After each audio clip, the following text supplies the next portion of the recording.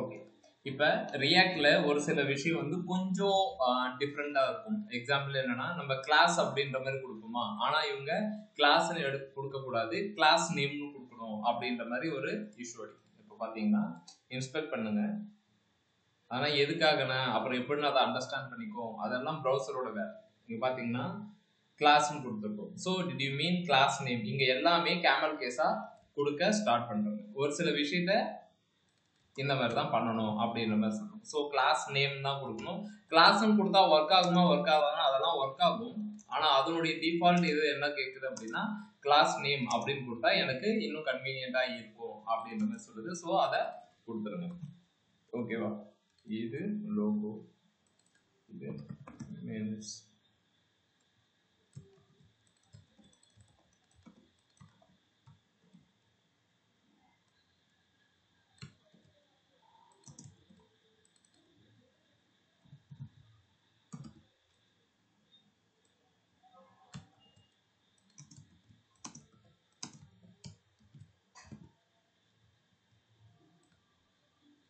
Okay, இப்போ இது போயிடுச்சு. ஓகே, இந்த app.js, ஸோ app.js இது ஃபர்ஸ்ட்டாக நான் எடுத்து வச்சுக்கிறேன். ஹெட்டரு, அதுக்கப்புறம் இது. ஸோ இந்த இடத்துக்கு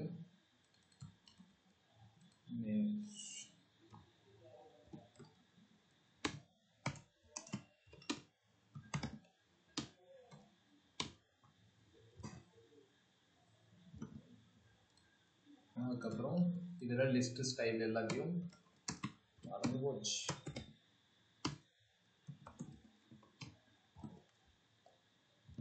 டெக்ஸ்ட் டெக்கரேஷன் நன் வந்து இந்த எம்என்பி. இது ஆல்ரெடி உங்களுக்கு தெரியும். கொஞ்சம் வேகமாக போயிட்டு வேற ஒரு வேலையை பார்த்துக்கணும். சாக்கி நான் நசுக்கி ஓடிடும். கரெக்டாக வந்துடுறான் யார். என்ன பண்ணலாம்? Bearing 10px. இப்போ மூணுத்துக்குமே நான் சரிசமமாக ஸ்பேஸ் விட்டுக்கிறேன். ஸோ ஸ்பேஸ் என்ன சொல்றது, ஜஸ்டிஃபை கண்டென்ட்டு ஸ்பேஸ் பிட்வீன் இப்படின்னு நான் கொடுத்துக்கிறேன். ஓகே, தென் எம் நேம்க்கு கலரு ஒயிட்டு, ஃபாண்ட் சைஸு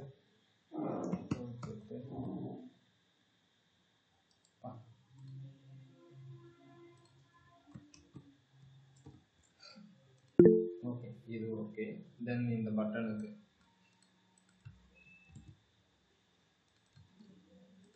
இந்த ஹெட்டரில் பட்டன் சொல்லிட்டு ஒன்று இருக்கும். ஸோ இந்த பட்டனுக்கு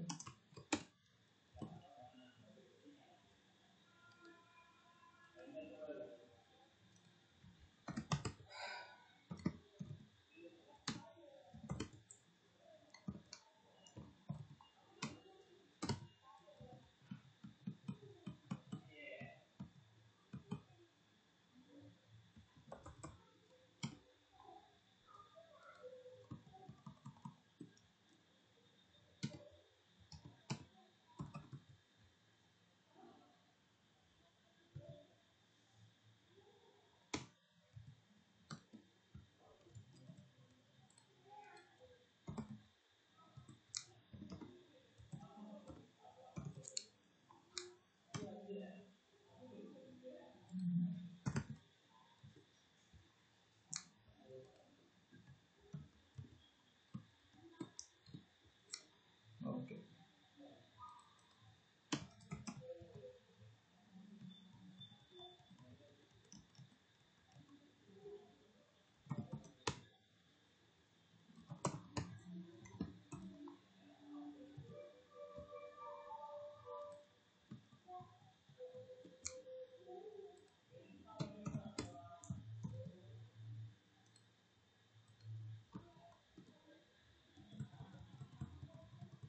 டிசைன் பண்ணுறதுக்கு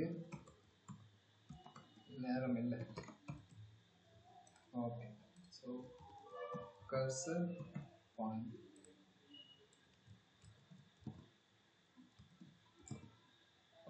இப்போ இந்த மாதிரி இருக்கு. இது என்ன செய்ய போகிறோம் அப்படின்னா, இப்போ ஹோம் சர்வீசஸ் அபவுட்டு FAQ இதை கிளிக் பண்ணால் என்ன நடக்கணும் அப்படின்றத பார்க்கணும். ஓகே, இப்போ ரியாக்டோட மெயின் ஃபியூச்சருக்கு போகும். ஏன்னா நான் இது வரைக்கும் பார்த்தது என்ன அப்படின்னா ரியாக்ட் தான், ஓகேவா. ஆனால் இந்த ரியாக்டை யூஸ் பண்ணுறதுக்கான ரீசன் நான் இன்னும் சொல்லலை. ஸோ ரியாக்டை இதுக்கு முன்னாடி இருக்கிற வெப்சைட் எல்லாமே என்ன ஒர்க் ஆகாமையா இருந்துச்சு, நல்லா தானே இருந்துச்சு, அப்புறம் எதுக்கு இப்போ ரியாக்ட் வந்திருக்கு அப்படின்னா, ரியாக்டை பொறுத்த மட்டும் யூசரை ரொம்பவே சுத்த விடாம டக்கு டக்கு டக்கு டக்குன்னு வேலையை முடிச்சு விட்டுரும். எக்ஸாம்பிள், நீங்க இப்போ ஏதாவது ஒரு கவர்மெண்ட் வெப்சைட் போங்க, unify best website, unified portal அப்படின்னு ஒன்று இருக்கும். இது எதுக்காக அப்படின்னா இந்த சேலரி எம்ப்ளாயிஸ்க்கு வந்து PF எல்லாமே இதெல்லாம் போட்டுருப்பாங்க. இப்போ நீங்கள் கொடுக்குறீங்க,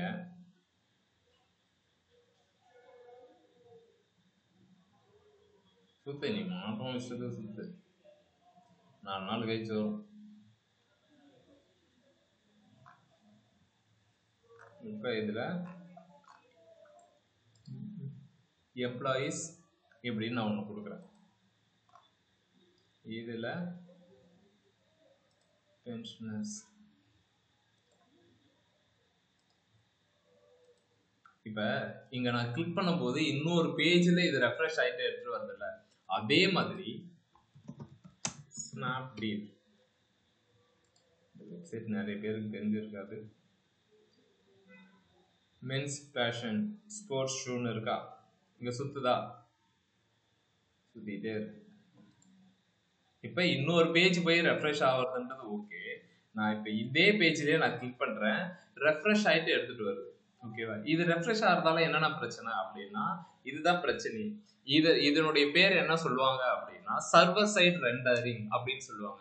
சர்வர் சைட் ரெண்டரிங் அப்படின்னா என்ன அப்படின்னா, நீங்க ஏதாவது ஒரு கொஸ்டின் அதுகிட்ட கேட்டா அதுக்கே ஆன்சர்னா தெரியாது. அது என்ன பண்ணும் அப்படின்னா சர்வர் கிட்ட இருந்து எடுத்துட்டு வரும். சர்வர்னா இங்க யாருன்னா டேட்டா பேஸ் கிட்ட இருந்து எடுத்துட்டு வந்துட்டு நமக்கு இங்க கொடுக்கும். ஸோ அதனாலதான் இந்த லோடிங் டைம் ஆகுது. இப்போ நான் கிளிக் பண்றேன், லோட் ஆயிட்டு எடுத்துட்டு வந்து, ஓகேங்களா. அப்ப இந்த லோடிங் எதுக்காக அப்படின்னா இது சர்வர் கிட்ட பேசிட்டு டேட்டாவை எடுத்துட்டு வந்து கொடுக்கும். சரி, அதனால என்ன இப்ப பிரச்சனை, எல்லா வெப்சைட்டும் அப்படிதானே ரன் ஆகுது. எஸ், இது ஓல்டு டெக்னாலஜில வச்சு பண்ணது, ஓகேங்களா. இதுவே இப்ப நீங்க பிளிப்கார்ட் போங்க, சுவாதி பாத்துக்கோ, இத பாத்துக்கிட்டியா, பாத்துக்க மாட்டியா, ஓகே. இப்ப பாத்தீங்கன்னா வச்சுக்கோங்களேன், இப்ப நான் இதுல எதையாவது ஒண்ணு கிளிக் பண்றேன், இங்க ரெஃப்ரெஷ் ஆகுதான்னு மட்டும் பாருங்க. அப்போ இதுக்கு பின்னாடி இவ்வளவு தூரம் இருக்கான, நிஜமாவே இதுக்கு பின்னாடி இவ்வளவு தூரம் இருக்கு. பாத்தீங்கன்னா கிளிக் பண்ண எனக்கு ரெக்கார்டு வருது. ஆனா இங்க லோட் ஆகுதே, இது பேஜ் லோடு, இது பிரச்சனையே கிடையாது. இது டேபே லோட் ஆயிட்டு இருக்கு பாருங்க. இது இங்க லோட் ஆகுது, இங்க லோட் ஆகக்கூடாது. இங்க லோட் ஆகுதுன்னா சர்வர் சைட் ரெண்டரிங். அப்ப இங்க நான் கிளிக் பண்ண எனக்கு டேட்டா வந்துகிட்டே இருக்கு. இது என்ன அப்படின்னா கிளைண்ட் சைட் ரெண்டரிங் அப்படின்னு சொல்லுவாங்க. SSR CSR அப்படின்னு சொல்லுவாங்க. SSRனா சர்வர் சைட் ரெண்டரிங், CSRனா கிளைண்ட் சைட் ரெண்டரிங், ஓகேங்களா. சரி, இதுக்கும் இப்ப ரியாக்டுக்கும் என்ன அப்படின்னா நம்ம அதை தான் அச்சீவ் பண்ண போறோம். இப்ப நீங்க கிளிக் பண்ணும்போது ரெஃப்ரெஷ் ஆகுதா, அப்ப இது சர்வர் சைடு. ரியாக்ட் நமக்கு என்ன கொடுக்குது அப்படின்னா கிளைண்ட் சைடு ரெண்டரிங். அப்படின்னா இதை கிளிக் பண்ணாலே எனக்கு ரெக்கார்டு வரணும், இதை கிளிக் பண்ணா எனக்கு ரெக்கார்டு வரணும், ஓகேவா. அதுக்கு நம்ம இப்ப என்ன யூஸ் பண்ண போறோம் அப்படின்னா ரியாக்ட்ல இன்னொரு பேக்கேஜுக்கு போக போறோம். அந்த பேக்கேஜ் நேம் என்ன அப்படின்னா ரியாக்ட் ரவுட்டர் டாம் அப்படின்னு சொல்லிட்டு ஒரு பேக்கேஜ் இருக்கு. அந்த பேக்கேஜ் யூஸ் பண்ண போறோம், ஓகேவா. அப்ப ரியாக்ட் என்ன பண்ணும் அப்படின்னா உங்களுடைய வெப்சைட்டுக்கு தேவையான காம்பனண்ட்டை மட்டும் தான் பிரிச்சு கொடுக்கும். உங்களுடைய வெப்சைட்டுக்கு தேவையான அந்த டெம்ப்ளேட்டை காம்பனண்டா பிரிச்சு கொடுக்கும். அதனால ஒரு பேஜ்ல இருந்து இன்னொரு பேஜுக்கு போக முடியாது, ரீடைரக்ஷன் ஆக முடியாது. அப்ப இந்த இடத்துல என்ன தேவைப்படுது அப்படின்னா இன்னொரு பேக்கேஜ் தேவைப்படுது, ஓகேவா.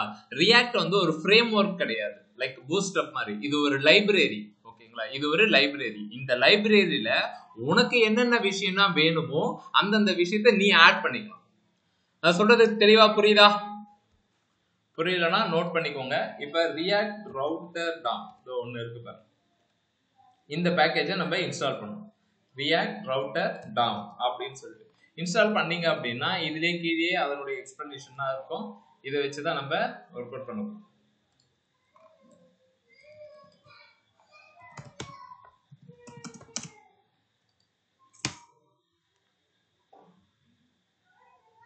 இன்ஸ்டால் ஆகும்.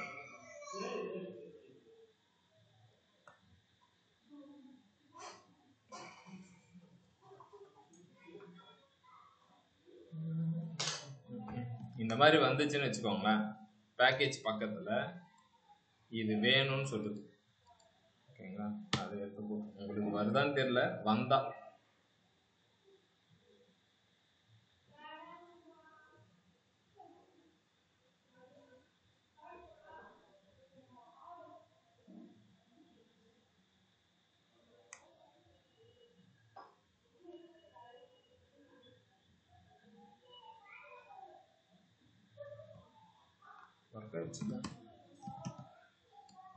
இப்ப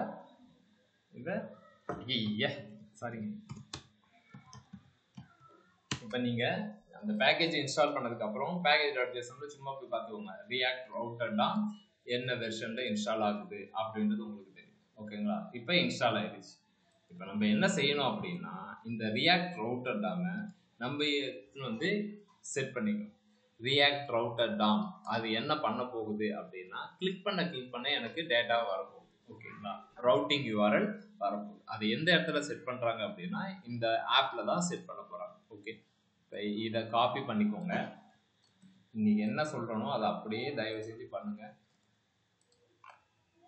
பேக்கேஜஸ் எல்லாத்தையுமே ஓகேவா, நம்ம எழுதுற கோடிங் எப்பயுமே கீழே வச்சுக்கோங்க. இது ரூல்லாம் கிடையாது, பட் பார்க்கறதுக்கு நல்லா இருக்கும். ஓகேவா, நடுவில் கோடிங்காக ஆட் பண்ணிருக்கேன். ஸோ நம்ம இம்போர்ட் பண்ணுறது எல்லாத்தையும், அதாவது பேக்கேஜஸ் எல்லாத்தையும் மேலே போட்டுக்கோங்க. இதில் ப்ரௌஸ் ரவுட்டர், ரவுட்ஸு, ரவுட்டு அப்படின்னு சொல்லிட்டு 3 மெத்தட் யூஸ் ஆகுது. இந்த 3மே என்ன பண்ண போகுது அப்படின்றத பார்ப்போம். app.jsல இதை போட்டிருக்கேன். ஓகேவா, எனக்கு இப்போ 3மே ஒரே காம்பனண்ட்ல இருக்கு. ஹெட்டரு, கண்டென்ட், ஃபூட்டர்னு இருக்கு. எனக்கு நான் சர்வீசஸை கிளிக் பண்ணா சர்வீஸோட டேட்டா, அபோட்டை கிளிக் பண்ணா அபோட்டோட டேட்டா, அந்த மாதிரி வரணும். அப்ப நான் என்ன செய்யணும் அப்படின்னா அதுக்கு ஏற்ற மாதிரி ஒர்க் அவுட் பண்ணணும். ஓகேவா, இப்ப இந்த கண்டென்ட் எனக்கு மாறிக்கிட்டே இருக்கணும்னு நான் சொல்றேன். இப்ப என்ன செய்யலாம் அப்படின்னா போச்சா, இப்ப ப்ரௌஸ் ரவுட்டர், ரவுட்ஸ், அதுக்குள்ளார ரூட் அப்படின்ற மாதிரி ஒன்று. ஸோ இதை அப்படியே காப்பி பண்ணிக்கோங்க.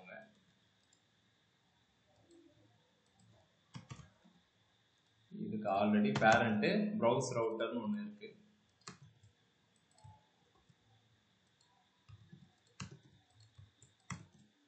ஓகே, இப்போ தெளிவாக பார்க்க வேண்டியது என்ன அப்படின்னா ப்ரௌஸ் ரவுட்டர், ரவுட்ஸு, நீங்கள் கொடுக்கக்கூடிய ரவுட்ஸ். இப்போ நம்ம ஹெட்டரில் என்னென்ன வச்சுருக்கோம், இப்போ ஹோம்னு இருக்குது. இப்போ நீங்கள் home.html கொடுத்தா அந்த பேஜுக்கு போயிடும். services.html கொடுத்தா அந்த பேஜ் போயிடும். அபவுட் FAQ கொடுத்தா அந்த பேஜுக்கு போயிடும். ஓகேவா, எனக்கு டிஃபால்ட்டாக இதை எப்படி யூஸ் பண்ண போகிறோம் அப்படின்றத இப்போ பார்க்க போகிறேன். நான் இப்போ ஹோமுக்குன்னு ஏதாவது ஒரு காம்பனண்ட்டை கிரியேட் பண்ணிக்கிறேன். New file home.js. ஸோ இப்போ ஆரோ ஃபங்க்ஷன் சொல்லிட்டு ஒரு இது இருக்கு. ஃபங்க்ஷனல் காம்பனண்ட்டை 2 விதமாக ரெடி பண்ணலாம். ஒன்று இதுக்கு முன்னாடி நம்ம போட்ட மாதிரி ஃபங்க்ஷன் அப்படின்னு போடலாம். இன்னொன்று இந்த ஆரோ ஃபங்க்ஷன்ஸ் மூலியமா ரெடி பண்ணலாம். ஹோம் அப்படின்னு போட்டு இதையும் தெரிஞ்சு வச்சுக்கோங்க.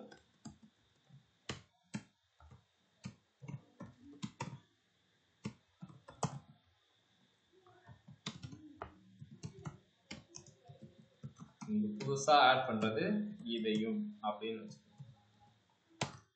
ஓகேங்களா, ஆரோ ஃபங்க்ஷனுக்கும் நார்மல் ஃபங்க்ஷனுக்கு என்னன்னா இங்க ஃபங்க்ஷன் வரும். ஓகேவா, இந்த இடத்துல இந்த சிம்பிள் வராது, இந்த ஆரோ வராது. ஓகேங்களா, இது நார்மல். ஆரோ ஃபங்க்ஷன்னா ஒரு வேரியபிள்ல அதை டிக்ளேர் பண்ணுவாங்க. இதை இந்த மாதிரி போட்டா ஆரோ ஃபங்க்ஷன் அப்படின்னு சொல்லுவாங்க. ஓகேவா, எக்ஸ்போர்ட் டிஃபால்ட் ஹோம் அப்படின்னு கொடுத்துருக்கேன். ஸோ இதே மாதிரி சர்வீசஸ் சர்வீசஸ் அப்படின்னு நிற்கிறேன். என்னென்ன இருக்கு? சர்வீசஸ் அபவுட்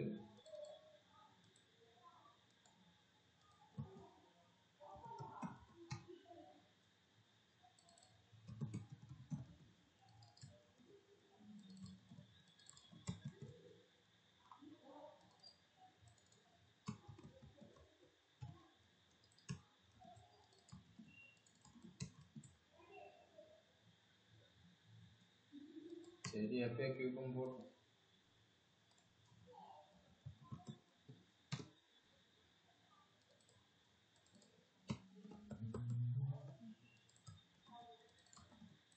ஒன்றும் அப்படியே பெரிய கோடிங்லாம் எழுதலை. காம்பனண்ட்டும் ஒரு 4-5 காம்பனண்ட்டை கிரியேட் பண்ணிக்கிறேன். இந்த ஹெட்டர் பேஜில் இருக்கக்கூடிய விஷயத்தை எல்லாத்தையுமே கிரியேட் பண்ணி வச்சுக்கிறேன். கிரியேட் பண்ணி வச்சுட்டு என்ன செய்ய போகிறேன்னா, அந்தந்த பேஜை கிளிக் பண்ணால் அது வரணும். என்ன வரும், ஆனால் எனக்கு இங்கே என்னடா இது பிளாகு. சரி ஓகே, app.js பிளாகுன்னு போட்டிருக்கோம்.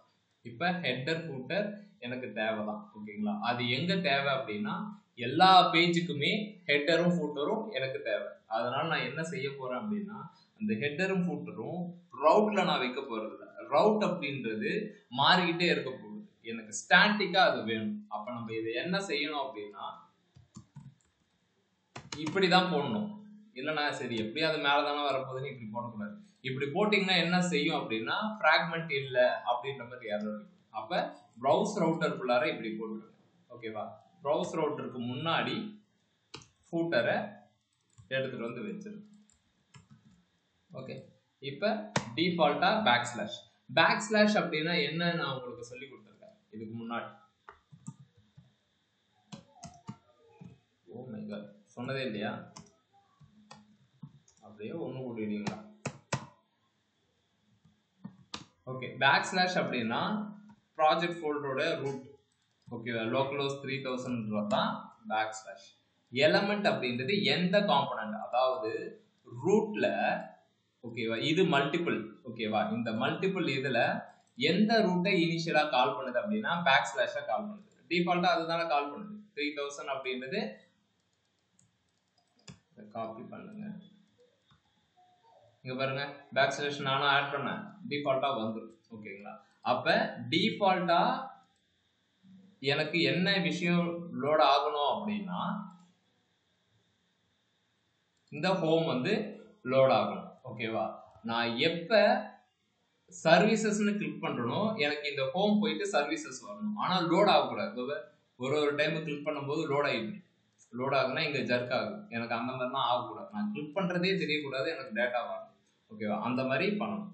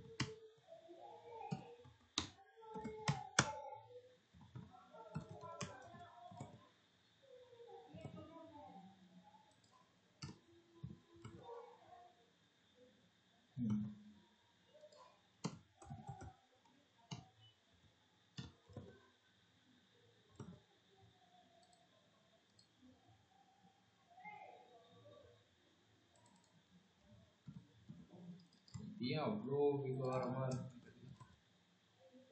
இப்படி இருந்தாலே ஓகே.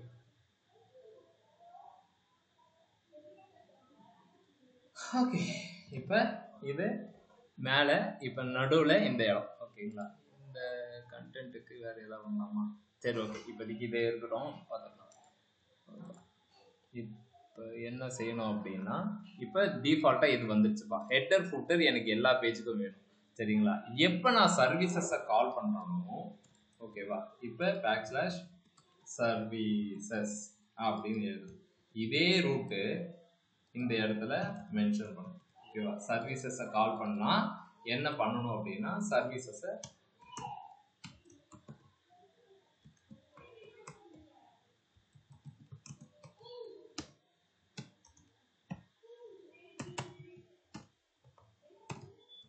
சர்வீசஸ் அப்படின்னு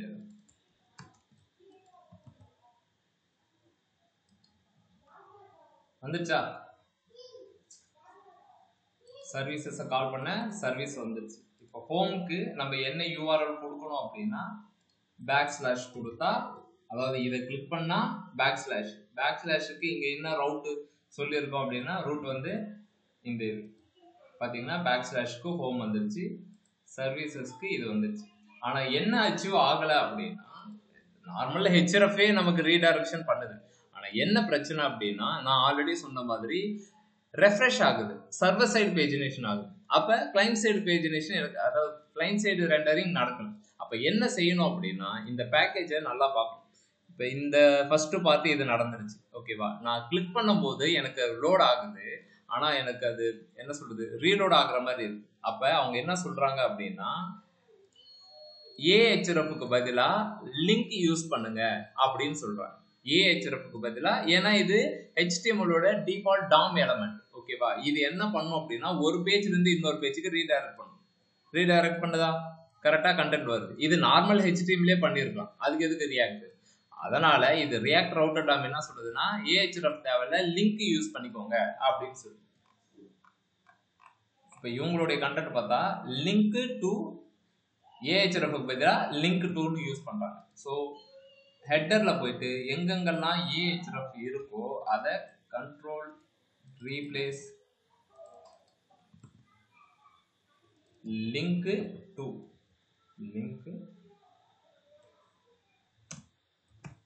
அப்படின்னு மாத்திக்கும். இப்படின்னு மாத்திக்கும். மாத்திக்கிட்டு இப்படி மாதிரி மாத்திக்கணும். போட்டுக்கிட்டு இந்த பேக்கேஜை இங்க இம்போர்ட் பண்ணிடுங்க.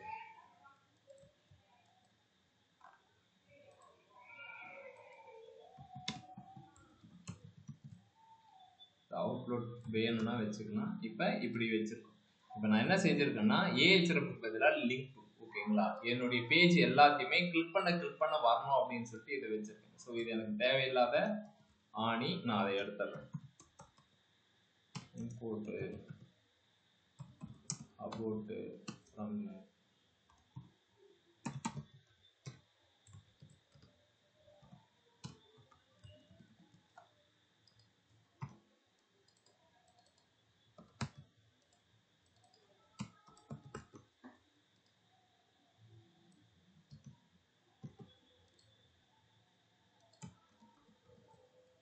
இது மூலமா என்ன சொல்றோம் அப்படின்னா எந்தெந்த பேஜ் கிளிக் பண்ணாலும் அந்த பேஜ் ரீடைரக்ட் ஆயிக்கோங்கப்பா அப்படின்னு சொல்றோம், ஓகேவா? ஆனா இது ஏன்னா ரியாக்ட் பண்ணாதானா ரியாக்ட் தெரியல, அது ஒரு தற்குறி. ஓகே, ரியாக்ட் என்ன பண்ணணும்னா ரீடைரக்ஷன் மட்டும் தான் பண்ணணும். இப்போ போங்க, இங்க வாங்க, இது கிளிக் பண்ணுங்க, கேக்குதான்னு பாருங்க. ரெஃப்ரெஷ் ஆகுதா? ஆகாது. அப்ப நமக்கு ரியாக்ட் அந்த விஷயத்த கரெக்டா கொடுக்கும், ஓகேவா? நீங்க கிளிக் பண்ணீங்கன்னா இந்த பேஜ் இது பண்ணாது, ஒன்லி கண்டென்ட் மட்டும் தான் வரும். நீங்க இதில் கொடுக்க வேண்டியது என்னன்னா கரெக்டா இங்க என்ன நேம் கொடுக்குறீங்களோ அதே தான் இந்த இடத்துல கொடுக்கும். கொடுத்தாதான் அது என்ன பண்ணும் அப்படின்னா app.jsக்கு வந்து அந்த காம்பனன்ட் இருக்கா இல்லைன்னா நான் சர்வீஸ் நீங்க கொடுத்துருக்கேன் அதுவும் அண்டர்ஸ்டாண்ட் பண்ணிக்காதா, பண்ண தெரியல அதுக்கு. ஸோ அதை டிஸ்டர்ப் பண்ண தேவை. ஸோ நம்ம கரெக்டாக இருந்துக்கும், கோடிங்கில் கரெக்டாக எழுதிக்கும், ஓகேங்களா? ஸோ என்ன பாத் நேம் கொடுக்குறியோ அதுதான் யூஆர், என்ன யூஆர்எல் கொடுக்குறியோ அதுதான், வைஸ் வெர்சா கரெக்டாக இருக்கணும் அப்படின்னு நான் சொல்றேன். ஓகே, நான் எனக்கு ஒரு டவுட். சொல்லுமா. ஹோமுக்கு மட்டும் எதுக்கு வெறும் பேக் ஸ்பேஸ் மட்டும் கொடுத்துருக்கீங்க, ஏன் இல்லை ஹோம்னு எழுதல? இப்போ இதுல ஹோம்னு வந்தா நல்லா இருக்குன்னு நீ நினைக்கிறியா? இப்படி வந்தா உனக்கு ஓகேவா? ஓகேவா இருந்தா நீ வச்சுக்கலாம். ஹோம் பேஜ் அப்படின்றது என்ன அப்படின்னா இப்ப W3 schools இருக்குல்ல, இப்ப நான் W3 schools போனேன், இங்க w3schools.com/home or dashboard ஏதாவது இருக்கா? கிடையாது. அப்ப இதுதான் ஒரிஜினல் செல். இதே விஷயம் தான் லோக்கல்ஹோஸ்ட். லோக்கல்ஹோஸ்ட் 3001ன்றது வெப்சைட்டோட நேம், புரியுதா? இப்போ உனக்கு வேற ஏதாவது ஒன்று கிளிக் பண்ணா அந்த பேஜோட யூஆர்எல் போகும். நீ இதை கிளிக் பண்ணனா வெறும் பேக்ஸ்லாஷ் மட்டுமே பார்ப்போம். இவனுக்கு என்ன கொடுத்து வச்சிருக்காங்க இவனுக்கு என்ன கொடுத்து வச்சிருக்காங்க தெரியுதா? இவனுங்க இது இப்படிதான் கொடுக்கணும்னு அவசியம் கிடையாது. இவனு ஒரு தற்கொலை படம் இந்த மாதிரி கொடுத்தாலே போதும். பேக் ஸ்லாஷ்னு ஒன்று கொடுத்தாலே போதும். இப்ப பாருங்க, நான் அதை தான் அது பாயிண்ட் பண்ணு, புரியுதுங்களா? பேக் ஸ்லாஷ்னு கொடுத்தாலே போதும், சர்வரோட யூஆர்எல் தான் அது இருக்கு. அதனால நம்ம அப்படி கொடுத்துருவோம். இல்லைன்னா எனக்கு ஹோம் ஆர் அபவுட் டேஷ்போர்டு ஏதாவது வேணும்னா நீ பேர் வச்சுக்க வேண்டியதான். Got it? காட் இட்ண்ணா. ஓகே. வேற யாருக்காவது ஒரு நிறைய குறைகள்? இப்ப கிளைண்ட் சைட் சர்வர் சைட் சொன்னீங்க, ரெண்டுமே டேட்டா பேஸ்ல இருந்தானே கெட் பண்ணுவோம். அது எப்படி? அதான் கேக்குறேன், அது என்ன டிஃபரன்ஸ்? மேஜர் டிஃபரன்ஸ் என்ன? இதுல வந்து அஜாக்ஸ்ன்னு சொல்லிட்டு ஒரு கான்செப்ட் இருக்கு. நார்மல் ஜாவா ஸ்கிரிப்ட் இதெல்லாம் யூஸ் பண்ணும்போது அஜாக்ஸ்ன்னு சொல்லிட்டு ஒரு கான்செப்ட் சொல்லுவாங்க. அது என்னன்னா, அஜாக்ஸ் அப்படின்னா சர்வர் சைடு ஸ்கிரிப்டிங் அப்படின்னு சொல்லுவாங்க. இது என்ன பண்ணும் அப்படின்னா, நீ ஒரு பட்டனை கிளிக் பண்ணா பேஜ் ரெஃப்ரெஷே ஆகாது, அது அப்படியே தான் இருக்கும். ஆனா இன்டர்னலா என்ன பண்ணும் அப்படின்னா, ஒரு ஏபிஐ கால் பண்ணிட்டு ப்ராசஸ் எடுத்துட்டு வரும். அது எக்ஸாம்பிள், நீ இப்படி சப்மிட்னு கிளிக் பண்றேன்னா லோடிங் அப்படின்னு சொல்லிட்டு பட்டன்லயே வரும். அந்த லோடிங் எப்படின்னா வருது அப்படின்னா, அந்த பட்டன் இந்த அஜாக்ஸ்ன்ற ஒரு விஷயத்த கால் பண்ணிட்டு டேட்டா பேஸ்ல இருந்து எடுத்துட்டு வந்து கொடுக்கும். ஓகேங்களா? இது வந்து இன்டர்னலா நடக்கிற ஒரு விஷயம். இதுக்கு கோடிங்கே இருக்கு, அஜாக்ஸ்ல கோடிங்கே இருக்கு. ஓகேவா? அதே கான்செப்ட் தான் ரியாக்ட்ல இப்ப யூஸ் பண்ணிருக்காங்க. ஆல்ரெடி எல்லாமே பில்ட் ஆகி ரெடியா இருக்கும், நீ கிளிக் பண்ண எடுத்துட்டு வரும். ஆனா இதுல ஏபிஐனா அப்புறம் எப்படின்னா ஒர்க் ஆகும் அப்படின்னா, அசின்க்ரோனஸா தான் ரன் ஆகும். அசின்க்ரோனஸ் அப்படின்னா என்ன அப்படின்னா, நம்ம பண்ற ப்ராசஸ்